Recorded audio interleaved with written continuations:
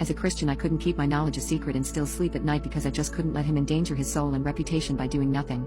I had his full attention then, and I asked him not to tell anyone where he got the information I was about to give him. After he gave me his word, I told him that Holly was using illegal substances while she wasn't working.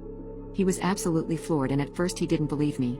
I told him that I understood his skepticism entirely, but it was easy enough to prove or disprove my information with a substance test. If I was wrong, he lost nothing. If I was right, he was saving himself from trouble down the road. He finally agreed to test her, and he ended up testing everyone else too so that it didn't look like Holly was the only target. I knew Holly did lots of substances on her nights off, so there was no surprise to me when they came back positive. The doctor fired Holly on the spot when the test came back positive. I know what you're thinking, losing a job isn't the end of the world. You'd be wrong.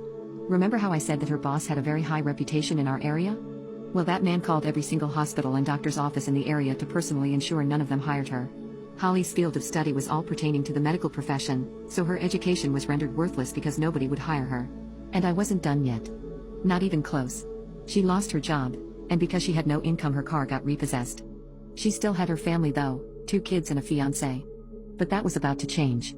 With the help of a good friend of mine, we set up a fake Instagram account and catfished her fiancé. My friend is pretty attractive, so he seemed to fall for it quite quickly after she shared photos with him. She even got him on a Skype call. When he finally made the arrangements for a face-to-face encounter and booked a hotel room, I texted the screenshots of everything to Holly from a burner number. She was mortified. At first she didn't believe me, until I sent her a photo of her fiancé in front of the hotel. They broke up the next day. The whole thing was an ordeal and Holly was devastated. She had 2 kids, no job, and now no fiancé who could help her keep the family afloat. A normal person would have stopped then. I seethed for 20 years. No way in hell was I going to go easy on her. With her fiancé gone and no job, Holly was struggling badly. She needed money and she needed it quickly before her and the kids got evicted. A certain substance was a huge problem in my area. Dealing it is high risk, but it's also fast money. My father's side of the family is legally questionable. I began hinting at Holly's situation when I spoke with them, and eventually, one of them sent her a message asking if she was interested in a way of earning cash, fast.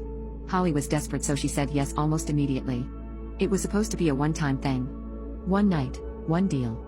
Everything was going smoothly until a certain someone accidentally let the police know what was going on via an anonymous tip line.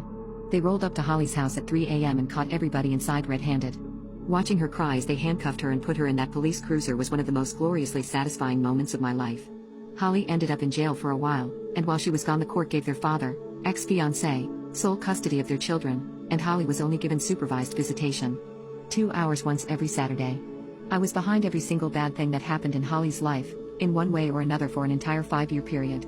I took her reputation, her job, her fiancé, got her arrested and convicted of a felony and her children taken from her. I actually ended up reaching out to her at some point, acting supportive and trying to help her figure things out. The best part was she still has no clue I was behind it all.